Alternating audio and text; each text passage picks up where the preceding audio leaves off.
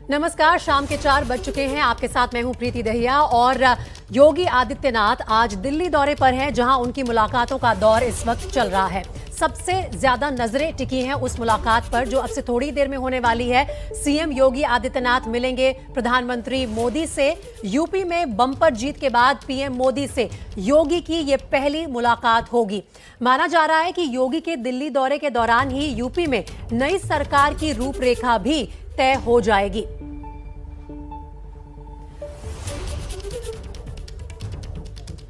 तो चलिए अब चलते हैं सीधा अपने रिपोर्टर्स के पास। हमारे साथ दिल्ली से नीरज पांडे और लखनऊ से संजय त्रिपाठी जुड़ रहे हैं। और नीरज, पहले आपसे ही जानना चाहूंगी, अब तक कितनी मुलाकात खत्म हो चुकी हैं आज के अपॉइंटमेंट डायरी से योगी आदित्यनाथ की, और सबसे बड़ी मुलाकात है जिसका बिल्डअप चल रहा है प्रधानमंत्री मोदी के साथ 5 बजे। जी बिल्कुल प्रीति, 2 मुलाकातें हो चुकी हैं। योगी आदित्यनाथ ने पहली मुलाकात की भारतीय जनता पार्टी के संगठन मंत्री वीएल संतोष के साथ, और दूसरी मुलाकात उनकी हुई उपराष्ट्रपति एम वेंकैया नायडू से। ये दोनों मुलाकातें दरअसल जीतने के बाद जब दिल्ली पहुंचे हैं तो ये औपचारिक मुलाकात। लेकिन तीसरी जो मुलाकात है वो बहुत महत्वपूर्ण है। तीसरी मुलाकात है देश के प्रधानमंत्री और भारतीय जनता पार्टी के सर्वोच्च नेता नरेंद्र मोदी से। मैं प्रधानमंत्री आवास पर ही खड़ा हूँ। थोड़ी देर बाद यहाँ पे करीब 4:30 पौने 5 बजे पहुंचेंगे योगी आदित्यनाथ, और 5 बजे से ये मुलाकात शेड्यूल्ड है। और इस मुलाकात के बाद भी 2 बहुत महत्वपूर्ण मुलाकातें हैं। एक गृह मंत्री अमित शाह के साथ 7 बजे और 6 बजे जेपी नड्डा के साथ। तो ये 2 मुलाकातें बहुत अहम हैं। लेकिन ये 2 औपचारिक मुलाकातें रहेंगी प्रीति। असली जो बैठक होगी वो बैठक देर रात आज हो सकती है या 1-2 दिन बाद हो सकती है, जिसमें सुनील बंसल भी रहेंगे, गृह मंत्री भी रहेंगे, संगठन मंत्री वीएल संतोष भी रहेंगे, जेपी नड्डा भी रहेंगे। और वो बैठक तय करेगी कि उत्तर प्रदेश में नए मंत्रिमंडल कैसा होगा, उस मंत्रिमंडल में कौन कौन शामिल होंगे, संगठन की क्या भूमिका होगी, संगठन में कुछ चेहरे बदलेंगे तो वो कौन होंगे। तो ये सब जो भी आगे, क्योंकि अगले 5 साल में न सिर्फ सरकार चलानी है बल्कि 2024 का लोकसभा चुनाव भी लड़ना है। ऐसे में सरकार और संगठन दोनों के बीच में तालमेल भी रहे और दोनों तारतम्य के साथ राज्य में काम करें, इन सब विषयों को लेकर एक बहुत अहम बैठक होगी। उस बैठक में तय होगा। उस बैठक में संभवतः प्रदेश अध्यक्ष स्वतंत्र सिंह को भी बुलाया जाएगा। भरा दिन है, मीटिंगों से भरा दिन है योगी आदित्यनाथ के लिए। नीरज, आप कह रहे हैं, लेकिन सबसे बड़ी मुलाकात आपने भी जिक्र किया प्रधानमंत्री मोदी के साथ है। जीतकर आए हैं उत्तर प्रदेश से योगी आदित्यनाथ, और आज पहली बार उस जीत के बाद मिलेंगे पीएम मोदी से अब से कुछ ही देर में। उस मुलाकात के बारे में आगे भी बात करेंगे नीरज, लेकिन एक बार संजय त्रिपाठी के पास भी जाना चाहती हूँ जो लखनऊ से लाइव है हमारे साथ। संजय, इन मुलाकातों का दौर तो लखनऊ से ही शुरू हो गया था। वहां पे भी जो सारे विधायक जीतकर आए हैं वो एक एक करके आपने देखा कि कैसे मुख्यमंत्री के आवास पर आ रहे थे, और कवायद तेज हो चुकी है। कौन अपने आप को देख रहा है योगी 2.0 के कैबिनेट में? देखिए प्रीति, मुलाकातों का दौर जैसे आपने बताया कि दिल्ली में चल रहा है और वो लखनऊ से शुरू हुआ था। जैसे ही भारतीय जनता पार्टी प्रचंड बहुमत लेकर के आई, उसके बाद में मुख्यमंत्री योगी आदित्यनाथ और जो प्रदेश भाजपा संगठन है उसके वरिष्ठ पदाधिकारियों के पास में बधाई देने वालों का तांता लग गया। सुबह भी जब मुख्यमंत्री आवास से सीएम योगी निकलना था तो उस वक्त भी उनके पास में कई भारतीय जनता पार्टी के सांसद, विधायक और नेतागण मिलने पहुंचे हैं। ये कहा जा सकता है कि लोग अपना अपना दावा जरूर करेंगे, लेकिन 2 चीज़ें अहम हैं जो तय होनी है दिल्ली में। जैसे कि पहला तो ये कि जो मंत्रिमंडल का शपथ ग्रहण होना है वो कार्यक्रम कब, कैसे और कहाँ होना है। कई चर्चाएं हैं कि पिछली बार जैसे रमाबाई अंबेडकर पार्क में हुआ था, तो इस बार माना जा रहा है कि जो इकाना स्टेडियम है, अटल बिहारी वाजपेयी स्टेडियम, वहाँ पर भव्य कार्यक्रम किया जा सकता है और उसमें शपथ ग्रहण कार्यक्रम होगा, जिसकी तारीख जो बताई जा रही है लगभग 22 तारीख हो सकती है। 22 इसलिए कह रहा हूँ क्योंकि मंगलवार का दिन भारतीय जनता पार्टी को सूट करता है। पहले भी कई प्रमुख जो कार्यक्रम हुए हैं, कई आयोजन हुए, वो मंगलवार के दिन हुए। अब ये प्रधानमंत्री और गृह मंत्री अमित शाह के शेड्यूल पर है कि वो 22 तारीख को उपलब्ध होते हैं कि नहीं है। तो इस तरह से पहला तो ये तय होना है कि जो ये मंत्रिमंडल विस्तार का कार्यक्रम होना है वो कहाँ होना है। इसके अलावा मंत्रिमंडल में कौन कौन शामिल होगा। डिप्टी सीएम के नाम, कई लोगों के नाम चल रहे हैं, वो नाम आपने भी दिखाए, लगातार दिखा रहा है बीपी न्यूज़। उन नामों पर मुहर लगेगी। कैबिनेट मंत्री कौन होगा, राज्य मंत्री स्वतंत्र प्रभार कौन होगा, राज्य मंत्री कौन होंगे, ऐसे बहुत सारे नामों को लेकर कई सारे कयास हैं। जी लेकिन बिल्कुल। और यही तय करना है दिल्ली में भारतीय जनता पार्टी के वरिष्ठ नेताओं को, प्रधानमंत्री नरेंद्र मोदी को, वरिष्ठ नेता। जी जी जी बिल्कुल संजय, आपने बिल्कुल सही जानकारी दी कि लगता है कि आज जब इन मुलाकातों का दौर खत्म हो जाएगा योगी आदित्यनाथ के लिए बीजेपी की सेंट्रल लीडरशिप के साथ, उसके साथ ही ये भी तय हो जाएगा कि आखिर शपथ ग्रहण की तारीख कौन सी होगी।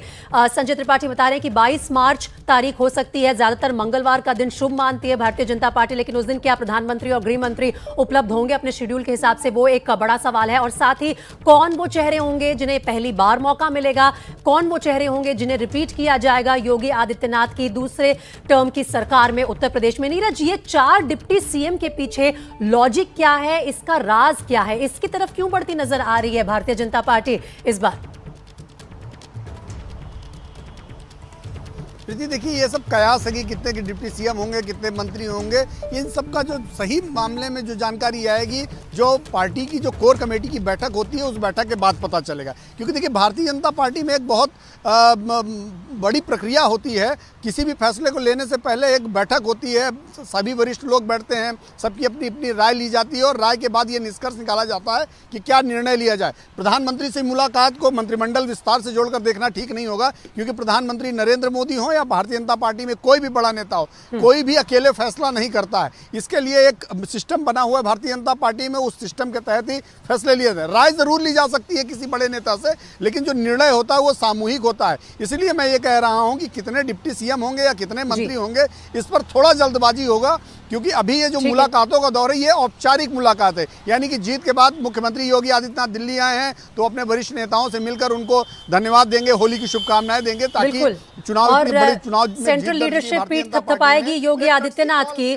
कि देखिए आपके नेतृत्व में इस बार भारतीय जनता पार्टी एक बार फिर से चुनी गई है उत्तर प्रदेश में। तो जहां एक तरफ योगी आदित्यनाथ इन मुलाकातों में बिजी हैं, वहीं दूसरी तरफ कांग्रेस पार्टी की भी खबर ले लेते हैं। कांग्रेस पार्टी मंथन कर रही है कि 5 राज्यों में उन्हें इतनी बड़ी हार क्यों मिली। 5 राज्यों में हार के बाद कांग्रेस में मंथन जारी है। कांग्रेस वर्किंग कमेटी की जो बैठक है वो शुरू हो चुकी है और दिल्ली में ये बैठक चल रही है। राहुल, प्रियंका, चिदम्बरम, दिग्विजय सिंह इस बैठक में पहुंचे हैं। भूपेश बघेल, राजीव शुक्ला और प्रमोद तिवारी भी कांग्रेस वर्किंग कमेटी की बैठक में शामिल हैं। इस वक्त ये तस्वीरें आ रही हैं सीडब्ल्यूसी की मीटिंग की दिल्ली से।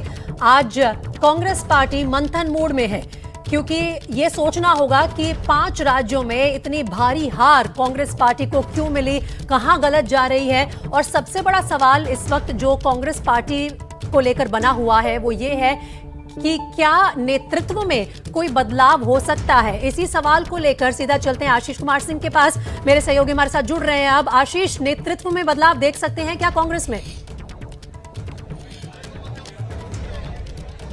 देखिए, आज इस बात की गुंजाइश तो है कि क्योंकि G23 के दोनों नेता भी गुलाम नबी आजाद, आनंद शर्मा पहुंच गए हैं, वर्किंग कमेटी की बैठक शुरू होगी। अब से कुछ देर पहले राहुल गांधी भी आ गए हैं। इस बात की गुंजाइश से इनकार नहीं किया जा सकता। हालांकि कांग्रेस पार्टी ने प्रीति कल इस बात से इनकार किया था कि इस तरह की चर्चाएं गलत है, लेकिन आपको याद होगा G23 के नेताओं ने जब पहली बार कांग्रेस अध्यक्षा को चिट्ठी लिखी थी, तब उसके बाद जब वर्किंग कमेटी की बैठक सोनिया गांधी ने बुलाई थी तो उन्होंने अपने इस्तीफे का ऑफर किया था। जिस तरह की राउटिंग हुई है, जिस तरह का डिबैकल झेलना पड़ा है कांग्रेस पार्टी को, उसके बाद ये चर्चा गर्म है और इस बात से इनकार नहीं किया जा सकता कि संभव है कि अध्यक्ष के पद से आज मिसेस गांधी अपनी तरफ से इस्तीफा ऑफर करे। और वो पहले भी कह चुकी हैं कि वो चाहती हैं कि किसी और को अध्यक्ष पार्टी खुद चुन ले। हालांकि बड़ा कॉन्ट्रडिक्टरी है गांधी परिवार का ये कहना कि आप अपना कोई नया अध्यक्ष चुन लें और आपकी तरफ से कोई प्रस्ताव नहीं आना। अभी चुनाव होना बाकी है, अक्टूबर सितंबर में चुनाव होना है। इस बात से हम इनकार नहीं कर सकते कि आज सोनिया गांधी अपनी तरफ से ऐसा कोई इस्तीफा पेश करे, राहुल गांधी कार्य समिति से इस्तीफा पेश करें। लेकिन ऐसी सूरत में यह भी बड़ा देखना दिलचस्प होगा कि क्या इलेक्शंस प्रीपोन किए जाते हैं और अगर सोनिया गांधी का ये इस्तीफा कबूल होता है तो क्या कोई इंटरिम अरेंजमेंट उनके जगह किसी और का किया जाता है, क्योंकि याद रखें वो खुद अभी अंतरिम अध्यक्ष है, पूर्णकाल अध्यक्ष अभी भी वो नहीं है। लिहाजा कई इफ एंड बट है, लेकिन हम इस बात को इनकार नहीं कर सकते कि इतनी बुरी हार के बाद संभव है कि कांग्रेस अध्यक्षा खुद अपने इस्तीफे की पेशकश कार्य समिति की बैठक में करें। इस बात से भी इनकार नहीं किया जा सकता कि ये नई बात नहीं है कांग्रेस पार्टी के लिए मुंह की खाना। कई चुनाव में इससे पहले हार चुकी है कांग्रेस पार्टी, बुरी तरह से हार चुकी है और एक बार फिर से ये साबित हो गया 5 राज्यों के चुनाव के जब नतीजे आए कि कुछ बड़े बदलाव को अगर नहीं लेके आएगी कांग्रेस पार्टी तो फिर यहां से एक तरह से मिटती जा रही है पूरे देश से, हर राज्य से कांग्रेस पार्टी। और वहीं दूसरी तरफ G23 की अगर बात करें तो उनको कितना सीरियसली लेते हैं कांग्रेस के बाकी नेता? देखिए, कांग्रेस आलाकमान की अगर बात करूं प्रीति, तो जो असेसमेंट कांग्रेस नेतृत्व का है वो कोई G23 के नेताओं के जो बयान आ रहे हैं या उनकी तरफ से सुझाव आ रहे हैं उसको लेकर के कोई बहुत रिसेप्टिव नहीं रहे हैं। G23 पिछले 1-1.5 साल से लगातार मुखर है। उसके बावजूद मैं आपको बता दूं कि सारे फैसले पार्टी में राहुल गांधी भले ही अध्यक्ष ना हो, लेकिन उनकी स्वीकृति से ही होता रहा है। लेकिन ये बहुत बड़ी चिंता की बात है। आप बिल्कुल सही कह रही हैं कि एक के बाद एक जैसे कांग्रेस की हार हो रही है, अगर अब भी कोई बड़ा कदम नहीं उठाया तो धरातल से कांग्रेस खिसकती जा रही है। इसको अब पार्टी कैसे एड्रेस करती है? यस, G23 लगातार कह रहा है कि वक्त आ गया है कि किसी नॉन गांधी को पार्टी में ऊपर नेतृत्व पर बिठाया जाए, पार्टी का अध्यक्ष बनाया जाए। पार्टी के अंदर जो लोग गांधी परिवार के लॉयलिस्ट हैं, जैसे अशोक गहलोत से कुछ देर पहले मैंने एक इंटरव्यू किया जिसमें उन्होंने कहा कि गांधी परिवार ही लीड करता है और आगे करता रहेगा। तो दोनों खेमे एक दूसरे के आमने सामने आज कार्य समिति में खड़े होंगे। बहुत बड़ी चुनौती कांग्रेस पार्टी के सामने है। इसको कैसे एड्रेस किया जाएगा? हाईएस्ट डिसीजन मेकिंग बॉडी की बैठक चल रही है। मुझे लगता है हमें कुछ देर इंतजार करना चाहिए। लेकिन निश्चित तौर पर मैं फिर दोहराना चाहूंगा प्रीति आपके प्रारंभिक सवाल पर कि इस बात से इस गुंजाइश से हम इनकार नहीं कर सकते कि आज संभव है कि नेतृत्व की तरफ से इस्तीफे का ऑफर हो। चलिए, ये बहुत बड़ी खबर आप दे रहे हैं आशीष, और इंतजार रहेगा कि कांग्रेस वर्किंग कमेटी के बाद किस तरह की खबर सामने आती है। हो सकता है आज सोनिया गांधी अपना इस्तीफा भी ऑफर कर दे। क्या वो मंजूर होगा कांग्रेस के बाकी नेताओं को? क्योंकि देखा है जब गांधी ने अपना नाम खींचा है लीडरशिप के रोल से, तब कांग्रेस पार्टी को समझ नहीं आता कि अब किसके हाथ में कमान थमाई जाए। आज कांग्रेस मुख्यालय में ये कांग्रेस वर्किंग कमेटी की बैठक चल रही है। तमाम बड़े नेता इसमें मौजूद हैं। क्या फैसला आएगा, लगातार इस पर हमारी नजर बनी रहेगी। देश में राजनीतिक माहौल गर्म है और आज सियासत का संडे हम देख रहे हैं, जहां एक तरफ आम आदमी पार्टी पंजाब में अमृतसर में अपनी जीत का जश्न मना रही है रोड शो करके, वहीं दूसरी तरफ योगी आदित्यनाथ आज दिल्ली दरबार में पहुंचे हैं और तमाम बड़े नेताओं के साथ यहां मुलाकात करके अपनी आने वाली सरकार की रूपरेखा भी तय करेंगे। वहीं तीसरी तरफ कांग्रेस अपनी हार पर मंथन कर रही है। कांग्रेस वर्किंग कमेटी की बैठक इस वक्त चल रही है। कांग्रेस पार्टी के तमाम बड़े नेता यहां मौजूद हैं और बड़ी खबर जो आ रही है वो ये है कि हो सकता है सोनिया गांधी अपना इस्तीफा भी सौंपे। इंटरिम प्रेसिडेंट है कांग्रेस पार्टी के, लेकिन अब काम नहीं चल रहा है। कांग्रेस पार्टी लगातार एक के बाद एक बुरी हार का सामना कर रही है और अब उन्हें सोचना होगा कि ऐसा क्या बड़ा कदम उठाया जाए, नेतृत्व में क्या बदलाव किया जाए और उसी के बाद कोई रिवाइवल हो पाएगा कांग्रेस पार्टी का, किसी तरह से जीत का कोई मंत्र मिल पाएगा कांग्रेस पार्टी को। क्योंकि अगर इसी तरह से एक के बाद एक बड़े राज्य में कांग्रेस पार्टी की सरकार नहीं रही तो फिर अस्तित्व कैसे रहेगा कांग्रेस पार्टी का? लेकिन वो बड़ा चेहरा कौन हो सकता है, वो नेतृत्व कौन दे सकता है कांग्रेस पार्टी को जो यहां से उसे निकाले और जीत की तरफ लेके जाए? उसी के बारे में मंथन चल रहा है। आज कांग्रेस वर्किंग कमेटी की बैठक की ये जो तस्वीरें हैं वो सामने आ रही हैं। दिल्ली में ये बैठक इस वक्त चल रही है। 4 बजे शुरू हुई इस बैठक में सोनिया गांधी, राहुल गांधी, प्रियंका गांधी, राजीव शुक्ला, भूपेश बघेल, तमाम कांग्रेस पार्टी के बड़े नेता मौजूद हैं और इस बैठक पर लगातार हमारी नजर बनी रहेगी। नमस्कार, एबीपी न्यूज में बहुत स्वागत है आपका। मेरा नाम है प्रीति दहिया और बात कर लेते हैं रूस और यूक्रेन के बीच चल रहे युद्ध की। आज इस युद्ध का 18वां दिन है। इन 18 दिनों में यूक्रेन ने बड़ी तबाही देखी है। बातचीत के कई दौर तो हुए लेकिन मामला सुलझने तक पहुंच नहीं पाया है। यूक्रेन और रूस के बीच इस युद्ध में इस समय सबसे ताजा खबर यह है कि यूक्रेन के लीव में रूस की तरफ से हवाई हमला हुआ है। यूक्रेन की मिलिट्री बेस पर हुए इस हमले में 35 लोगों की मौत की खबर आई है, जबकि 130 से ज्यादा लोगों को घायल बताया जा रहा है। ये दावा खुद लीव रीजन के गवर्नर ने किया है। यूक्रेन के कई जिलों से इस तरह की तबाही की तस्वीरें आ रही हैं और लीव में रूस के हमले की ये ताज़ा तस्वीरें आप देख रहे हैं। खुद लीव रीजन के गवर्नर का दावा है कि यहाँ पर रूसी सेना ने मिलिट्री बेस पर हमला किया। 35 लोगों की उसमें मौत बताई जा रही है। 130 से ज्यादा लोगों को घायल भी बताया जा रहा है। ये जो 4 तस्वीरें हम आपके सामने रख रहे हैं ये अलग अलग शहरों की है। मारियोपोल पर हमला लगातार चल रहा है रूसी सेना का, रिहायशी इलाकों पर भी, और तबाही के निशान आप जहां देखें वहां नजर आ जाएंगे। और कीव जो कि राजधानी है यूक्रेन की, उसने भी खूब हमले झेले हैं अब तक रूसी सेना के। लेकिन वहीं दूसरी तरफ यूक्रेन की सेना भी पलटवार कर रही है और रूसी प्लेन और हेलीकॉप्टर्स को मार गिराने का दावा लगातार किया जा रहा है यूक्रेन की तरफ से भी। अब सीधा रुख कर लेते हैं मेरे सहयोगी प्रणय उपाध्याय का, जो पिछले 18 दिनों से कवर कर रहे हैं रूस और यूक्रेन के बीच इस युद्ध को। आज कीव में मौजूद हैं। प्रणय, इस वक्त की सबसे बड़ी खबर क्या आ रही है युद्ध भूमि से, ग्राउंड जीरो से? किस तरफ चल रही है ये लड़ाई? कहां रुकेगा, कहां थमेगा ये महासंग्राम दोनों देशों के बीच?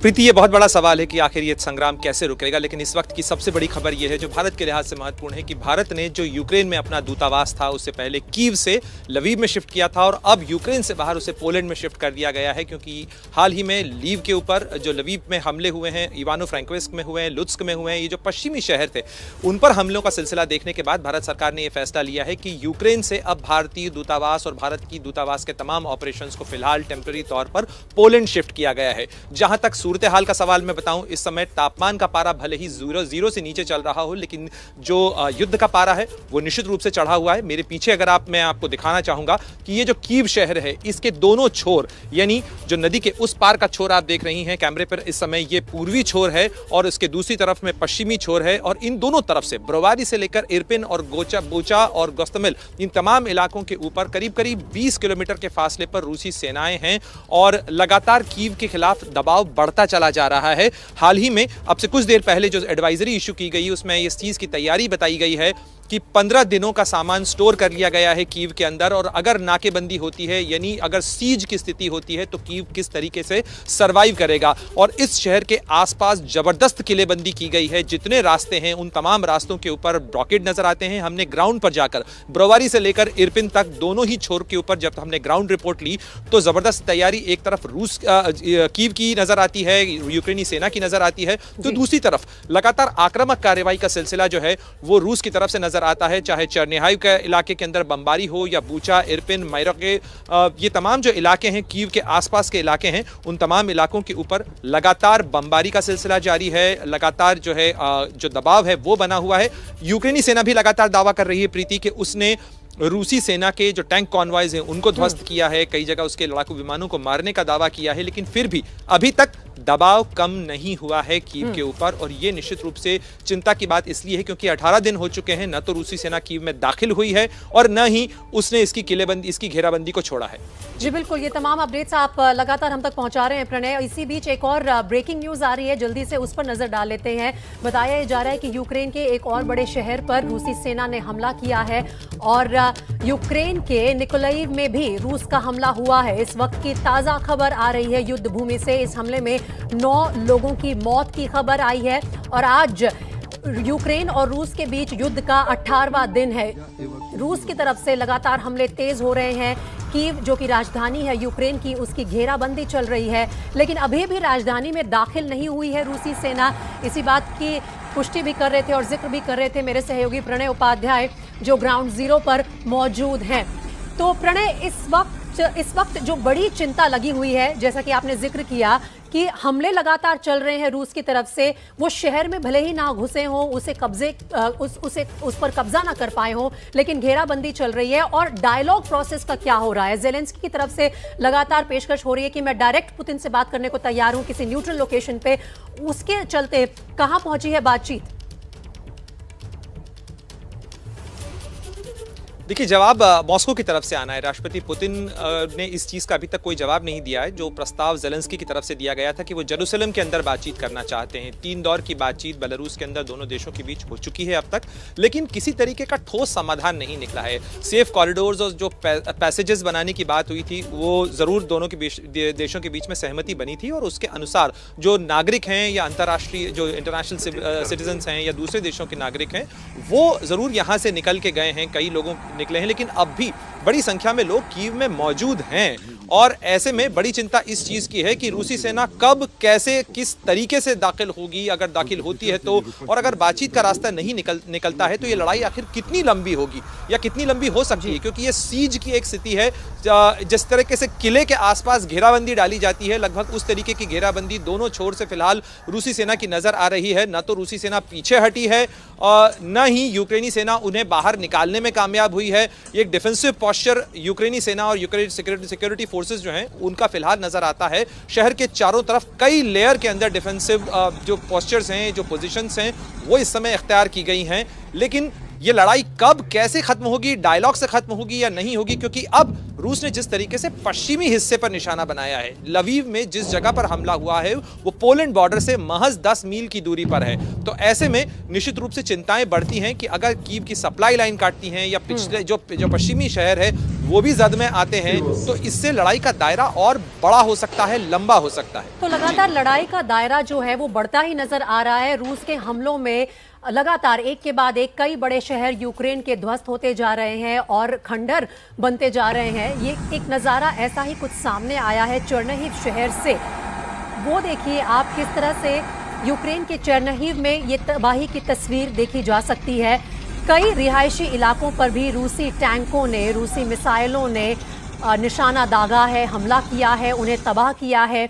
और इसी तरह का मंजर कई बड़े शहरों से यूक्रेन के सामने आ रहा है। ये तस्वीरें चेरनिहिव की हैं, यहाँ पर भी कई रिहायशी इलाकों में हमला हुआ है और ये जो इमारतें हैं ये सब ध्वस्त नज़र आ रही हैं रूसी हमले में यूक्रेन के चेरनिहिव शहर में।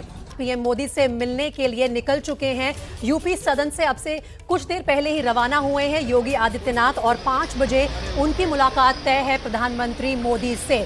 उत्तर प्रदेश में जीत के बाद पहली औपचारिक मुलाकात है ये योगी और मोदी के बीच और आज मुलाकातों का दौर लगातार जारी है योगी आदित्यनाथ के लिए। इससे पहले वो बीजेपी के संगठन मंत्री वीएल संतोष से मिले और फिर मिले उपराष्ट्रपति वेंकैया नायडू से। प्रधानमंत्री मोदी से उनकी मुलाकात का समय तय है 5 बजे के लिए और उसके बाद राजनाथ सिंह, जेपी नड्डा, गृह मंत्री अमित शाह, इन तमाम बड़े नेताओं के साथ मुलाकात होगी योगी आदित्यनाथ की। और योगी आदित्यनाथ की जो सरकार बनेगी उत्तर प्रदेश में उसकी रूपरेखा क्या रहेगी, इसके बारे में भी आज लगातार चर्चा चल रही है भारतीय जनता पार्टी के तमाम बड़े नेताओं के साथ योगी आदित्यनाथ की।